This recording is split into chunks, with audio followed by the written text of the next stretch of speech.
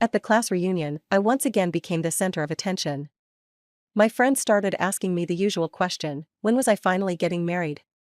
I simply smiled, pulled out a stack of invitations, and handed them out to everyone present.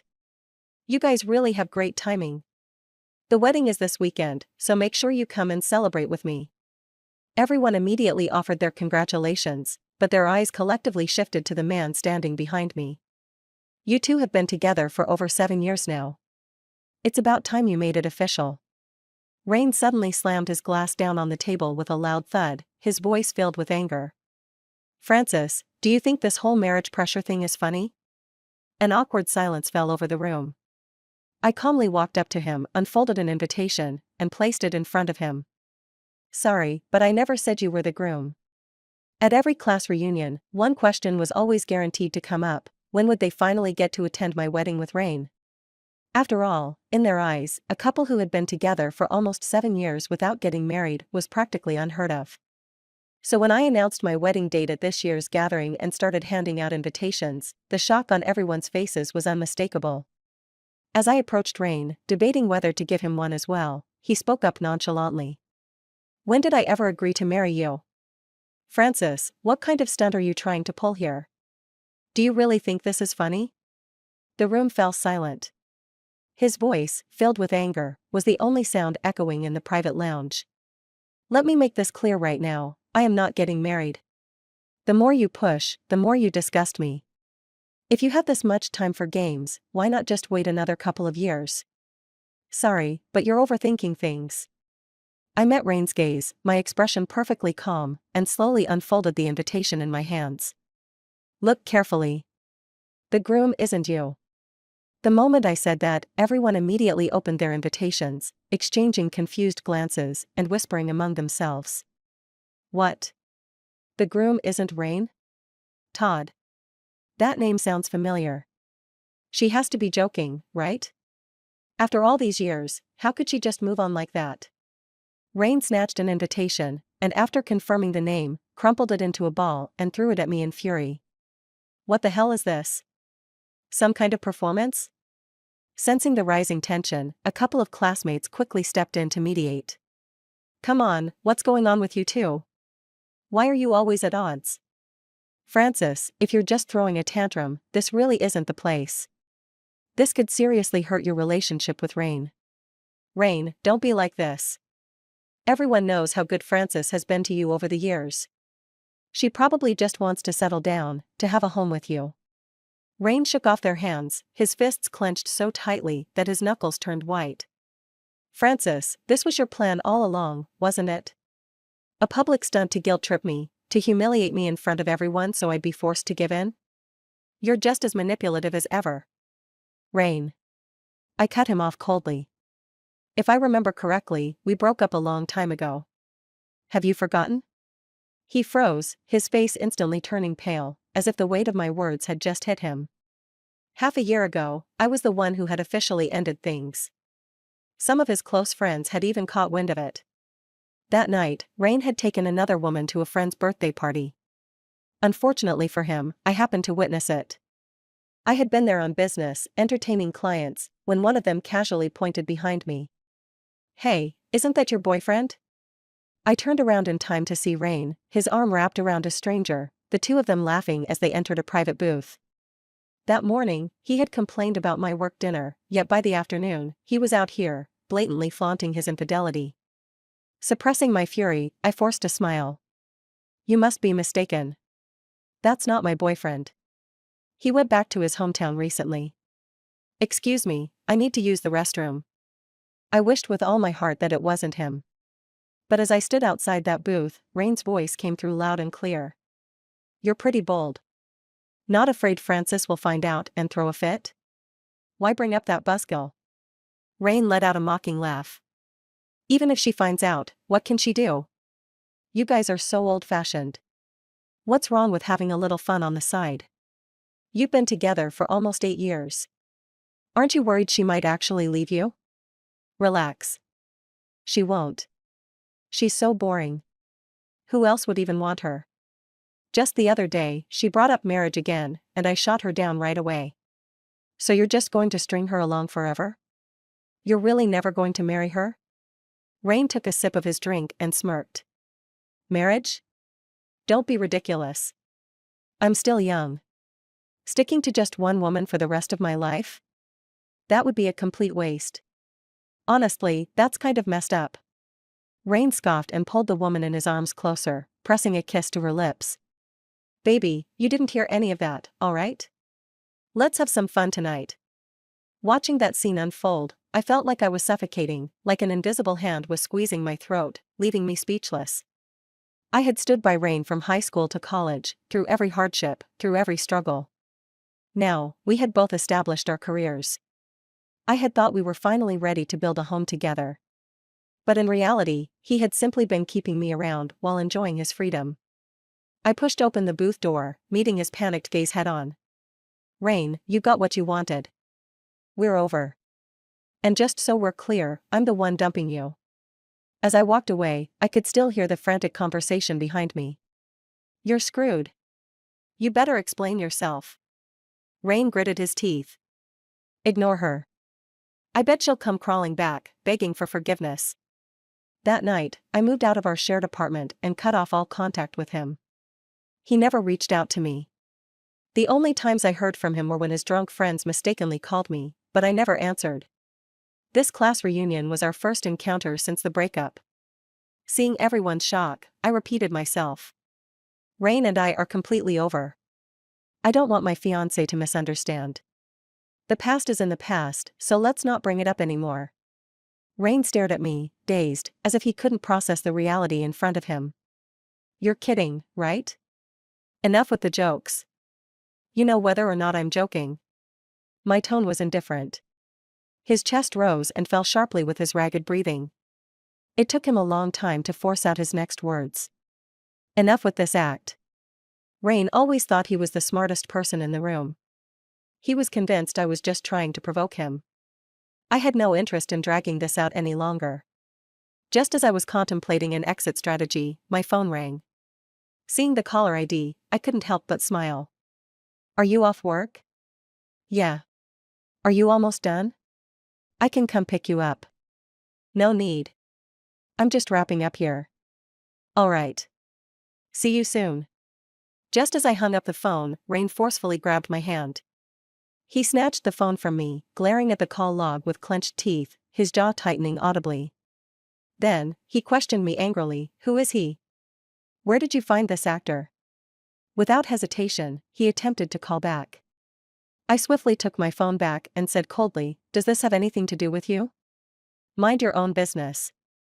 My words were like a bucket of cold water, instantly extinguishing Rain's fury.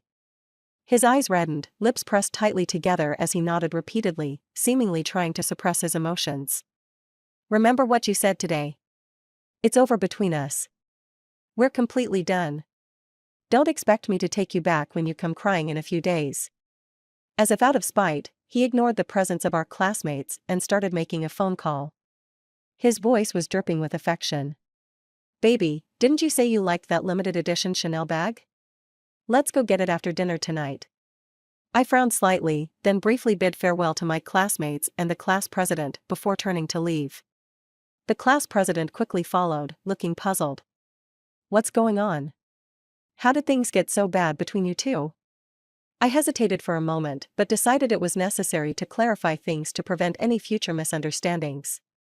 We're not just arguing. It's truly over. We broke up 6 months ago. The wedding invitation is real. You're welcome to attend. What? You're not joking? I nodded, confirming it. As I stepped out of the building, a car honked at me. The window rolled down slowly, revealing Todd's gentle smile. I quickly ran over. Didn't I say you didn't have to come? Why are you here? You weren't too far away, and I was worried you'd been drinking and wouldn't be able to drive. So, I figured I'd swing by and check on you, he said casually. Just then, our classmates started coming out as well. Seeing us together, they looked surprised. Suddenly, one of the girls clapped her hands as if she had just remembered something. Wait, I know him, Todd. He was the most handsome guy on campus back in college.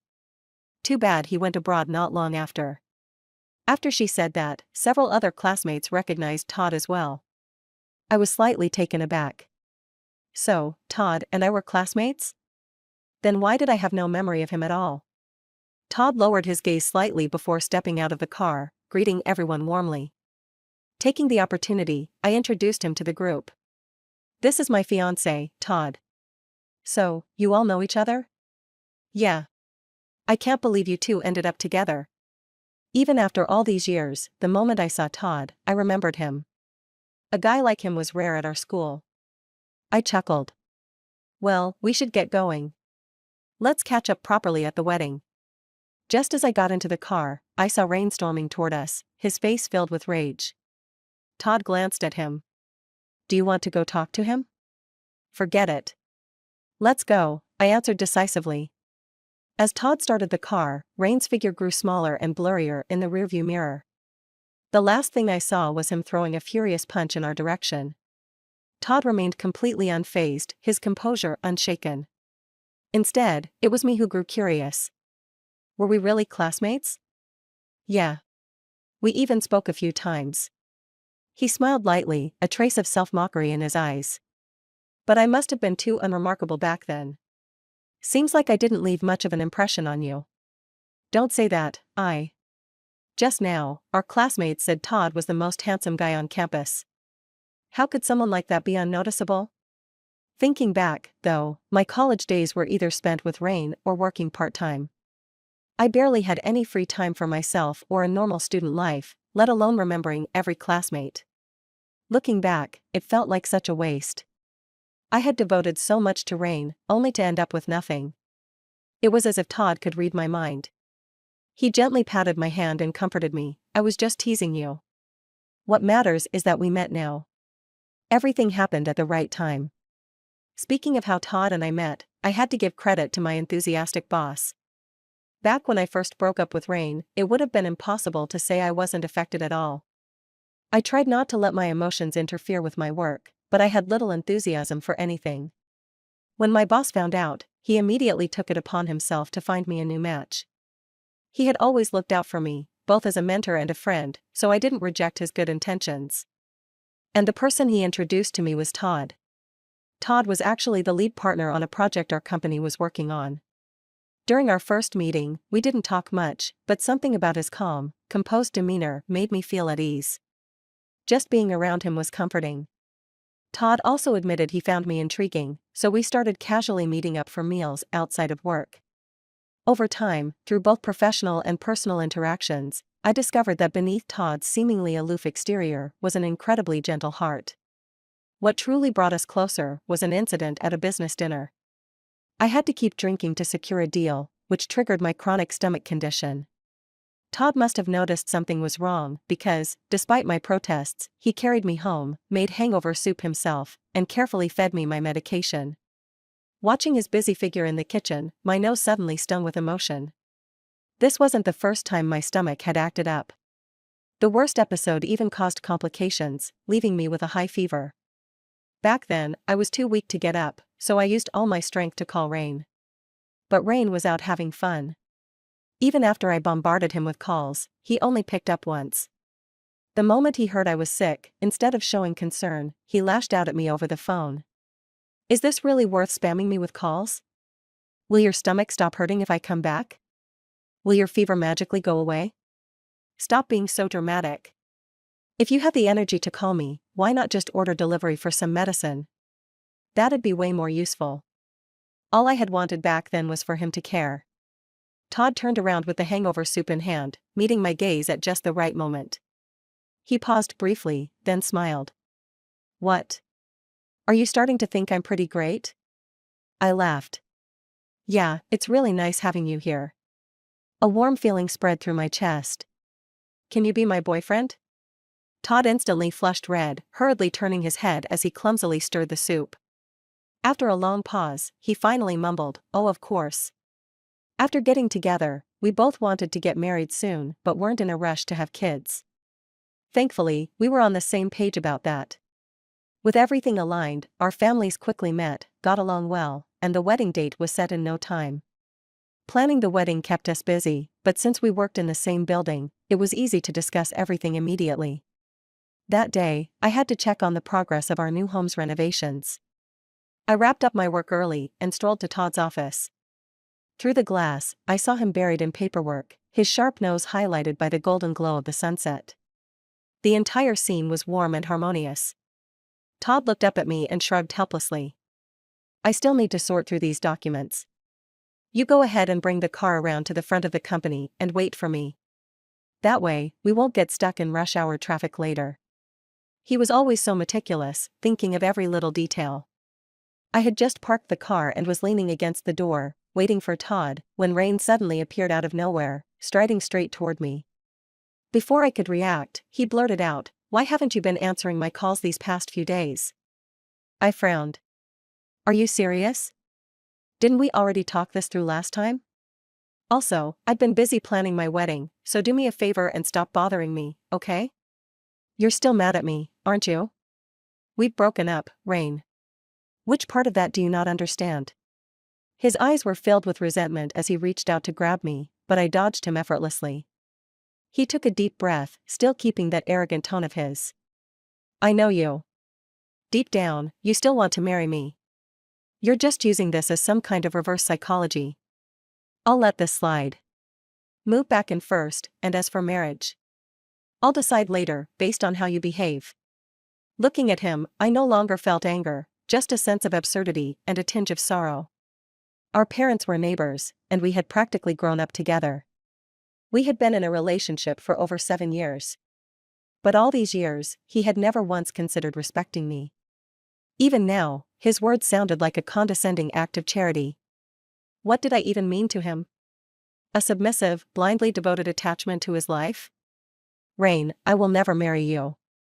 I already have a fiancé, you met him last time. You're lying. That guy was obviously just some actor you hired. You should know me well enough to understand that I would never joke about marriage just to spite someone. I shook my head. Forget it. There's nothing left for us to talk about. I turned to leave, but Rain suddenly grabbed my wrist, forcing himself on me in an attempt to kiss me. What do you mean, forget it? Francis, don't forget what you promised my mom. You belong to me, and only me, for the rest of your life. His words struck me like a bolt of lightning, freezing me in place. Rain and I had been childhood sweethearts, and our relationship was tangled with too many complicated emotions. It was never just about love, there was also gratitude toward his family. My mother passed away when I was young, and for as long as I could remember, it had always been just my father and me. But my father spent most of his time drunk. When he drank, his temper flared uncontrollably, and he would take his anger out on me with a wooden stick. One time, I was beaten to the point of barely clinging to life, and he still didn't stop, until Rain's mother happened to pass by, noticed something was wrong, and barged in to save me. She scolded my father for being an unfit parent and told me that if he ever drank again, I could come to her house anytime to seek refuge. Not long after, my father died in an accident. She took me in and treated me as her own child. From that moment on, I had a home. Perhaps because Rain's mother was so loving, and his father was in poor health, Rain had been spoiled from a young age. He resented me, believing I had stolen his parents' attention. But compared to my father's abuse, his petty hostility meant nothing. Over time, maybe because he got used to my presence, Rain stopped picking on me, and even started to accept me. I, too, got used to following him around every day.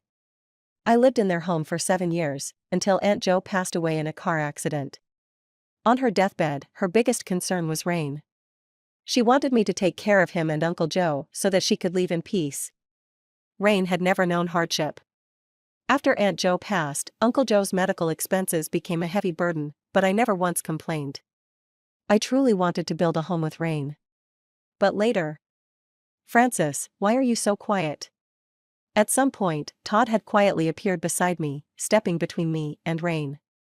Todd, He gave me a gentle smile, his eyes full of reassurance. Then, he turned to Rain and asked, at that time, Frances was just a teenage girl, yet she took on the responsibility of supporting your entire family.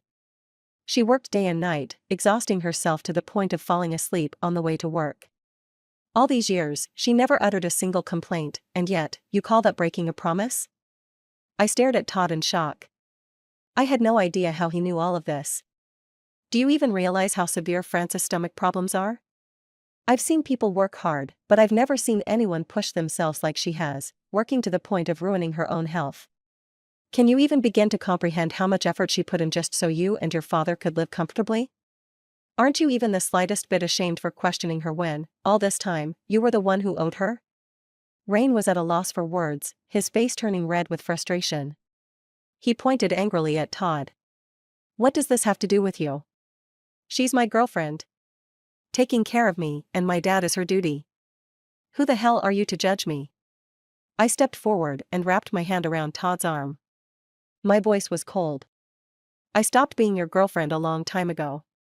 Don't try to stir up trouble in front of my fiancé. You too.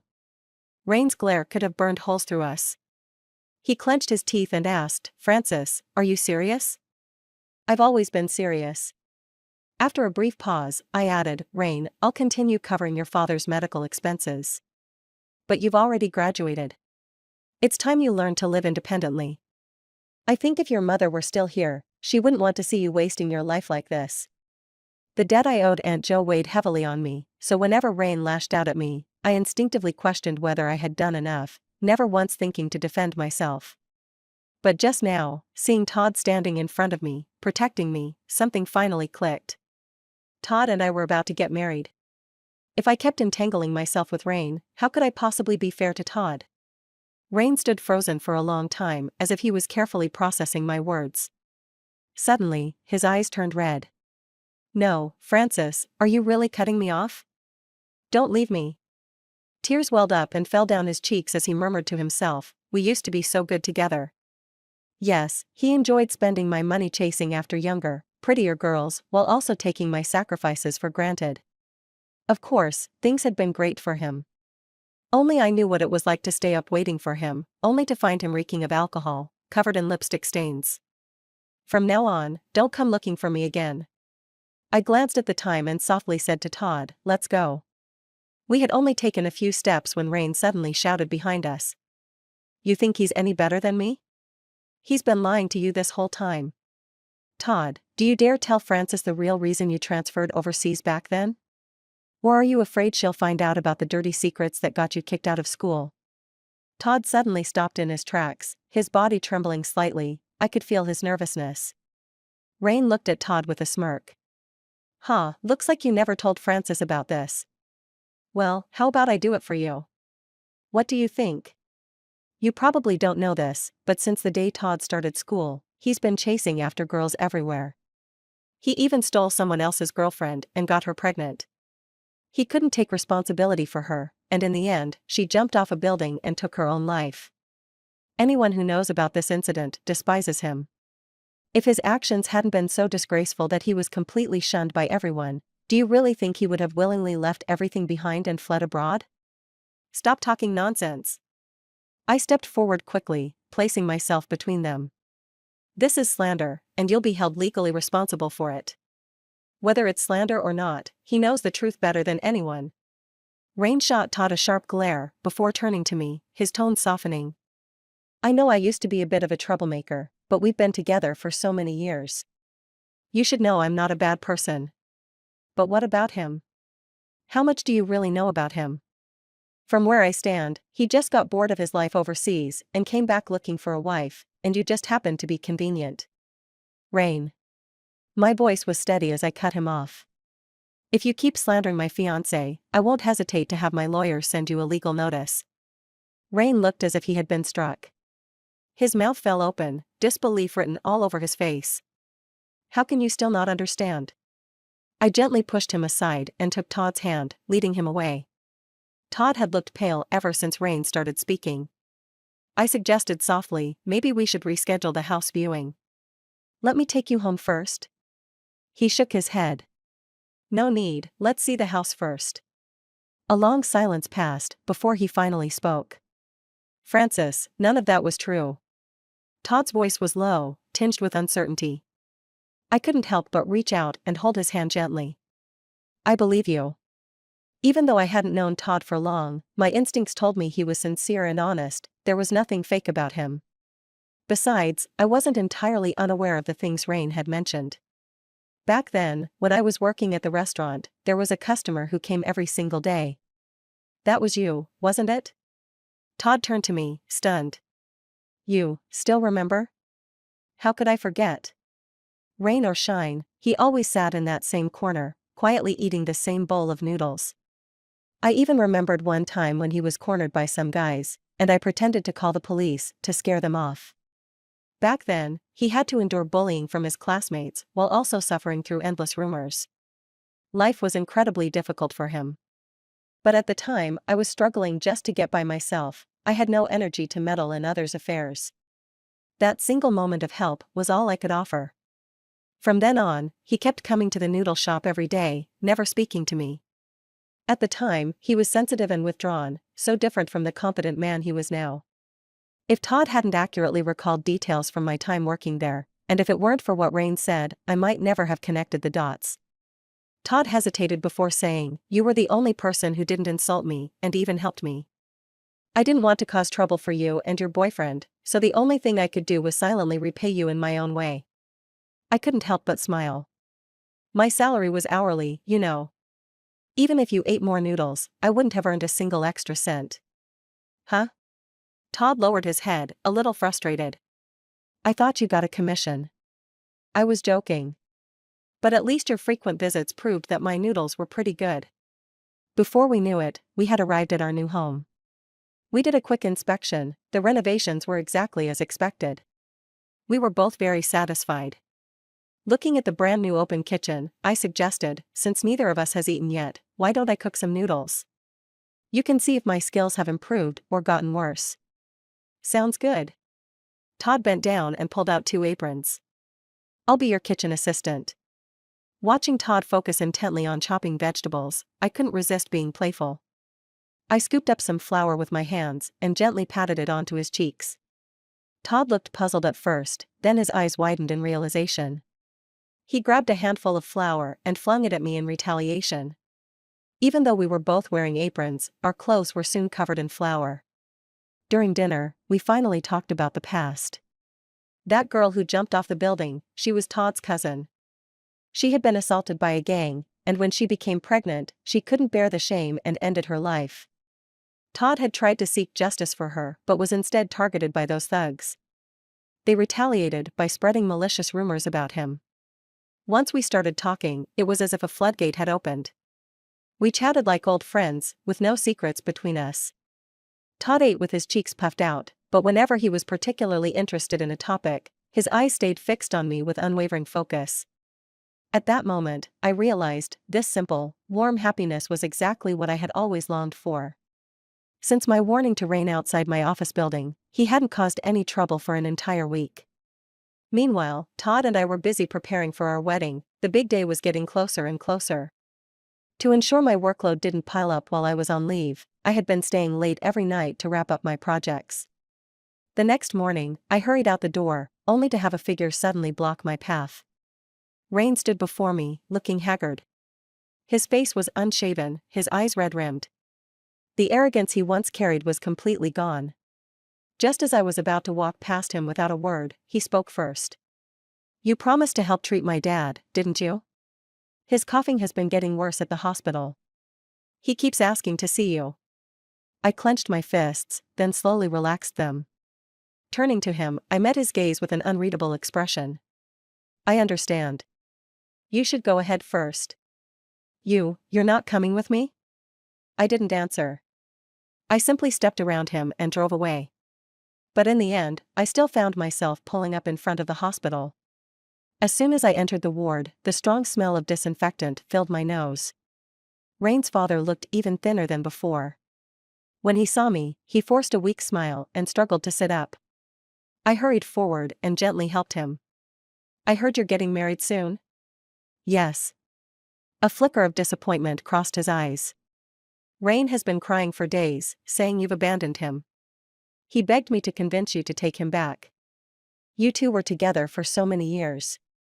Is there really no chance of reconciliation?" I turned my face away, taking a deep breath. Rain and I broke up a long time ago. I'm getting married soon. If my fiancé heard this, he would be hurt. Sigh. I understand. He patted my hand, his tone sincere. Over the years, you've been like a daughter to me. I once hoped you and Rain could become family, but it seems he just wasn't lucky enough. I'm sorry. You don't need to apologize.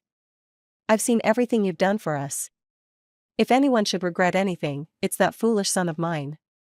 His mother passed away early, and you took care of him while working tirelessly to cover my medical expenses. Even if it was out of gratitude, you've already done more than enough. We are truly grateful to you. I held his hand in return, smiled faintly, and shook my head.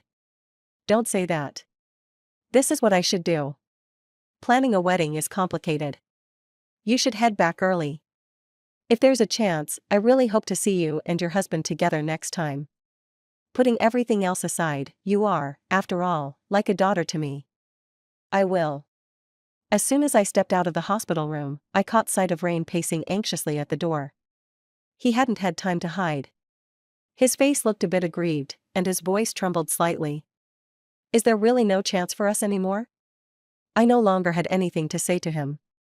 I simply gave a detached reminder, take care of yourself. Back at our new home, I saw Todd in the study, busy with something.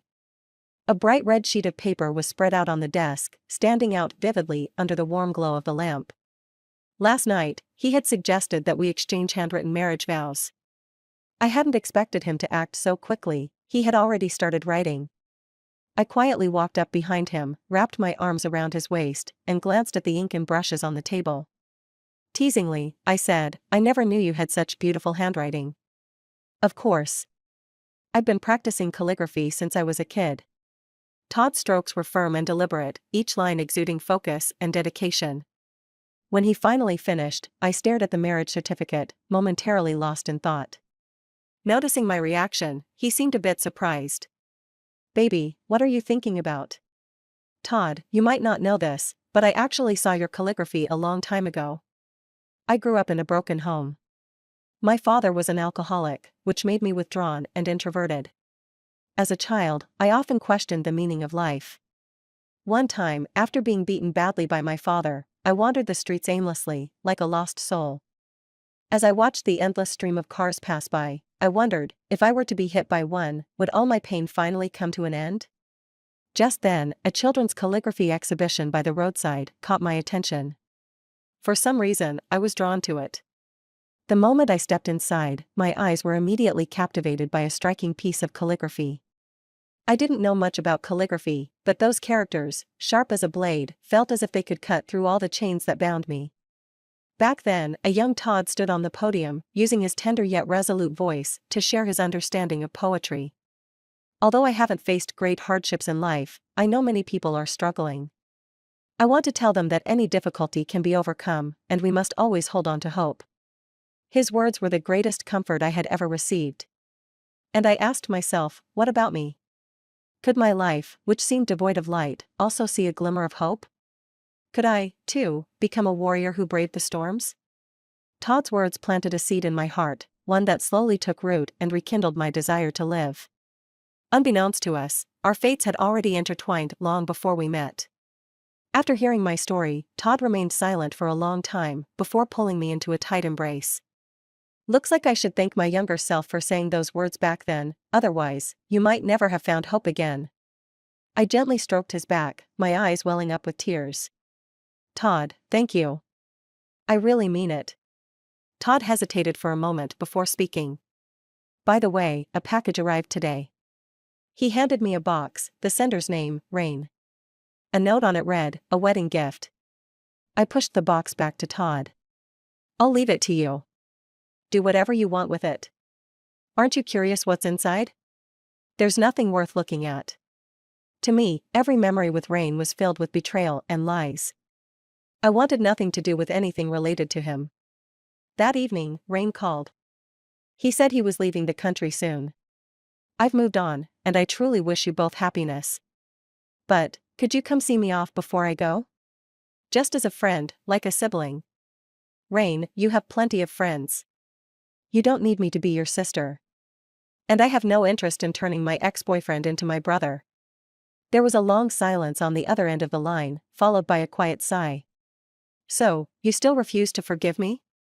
You misunderstand. I let go of everything long ago, both love and hate. But the fact that you're asking this means you haven't truly moved on. After hanging up, I blocked his number. On our wedding day, our old classmates who had received invitations all came to celebrate. At the head of the banquet, I had reserved a special seat for my boss. He kept praising how his efforts in looking after me had paid off. Todd, holding a bouquet, walked toward me with a beaming smile. Looking at him, I answered the officiant's question loud and clear. I do. END.